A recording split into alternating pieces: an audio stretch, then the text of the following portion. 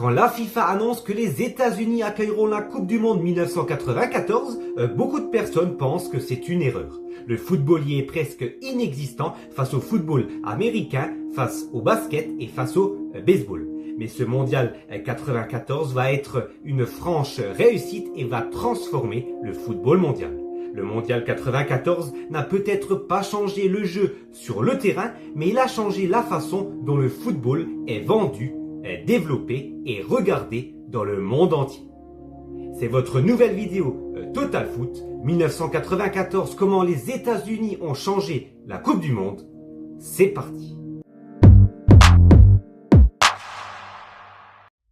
1988, la FIFA choisit les États-Unis pour organiser la Coupe du Monde 94. À l'époque, beaucoup trouvent la décision incompréhensible. Le football est loin derrière le football américain, le baseball et le basket. La NASL a disparu quelques années plus tôt.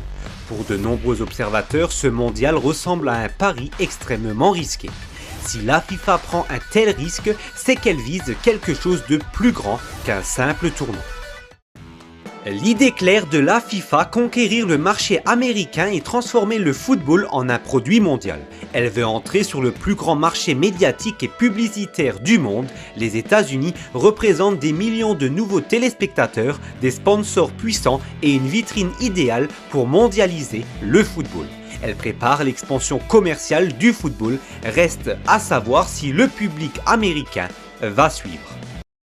Le pari fonctionne, plus de 3,5 millions de spectateurs assistent au match, un record historique pour une Coupe du Monde. Les stades américains sont immenses et la finale Brésil-Italie se joue devant plus de 90 000 personnes au Rose Bowl de Pasadena. Le pays qui était censé ne pas aimer le football vient de prouver qu'il peut remplir des enceintes gigantesques. Mais l'impact le plus durable n'est pas seulement dans les tribunes, il est dans la manière de vendre le football. Cette année 94 marque un tournant commercial et prépare l'héritage durable du football américain. Cette Coupe du Monde met en avant une approche très américaine du sport, expérience spectateur, animation, merchandising, sponsoring et diffusion télévisée à grande échelle. Le football devient de plus en plus un produit mondial pensé pour les fans, mais aussi pour les marques et les diffuseurs. Et surtout, la Coupe du Monde laisse un héritage concret. Pour obtenir l'organisation du tournoi, les États-Unis s'étaient engagés à créer un championnat professionnel stable. À l'époque, la NASL, qui avait attiré des stars comme Pelé au New York Cosmos, a disparu en 1984 après des difficultés financières. La Major League Soccer naît en avril 1996. Après la construction de plusieurs stades au début des années 2000, le premier événement majeur intervient 11 ans plus tard, en 2007, avec la signature au LA Galaxy de David Beckham, un transfert qui a attiré l'attention du monde entier sur la MLS.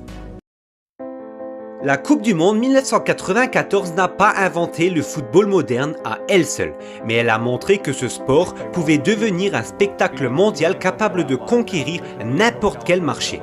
Record d'affluence, puissance commerciale, expérience événementielle et naissance de la MLS, le tournoi américain a changé la manière dont la Coupe du Monde est pensée, vendue et développée.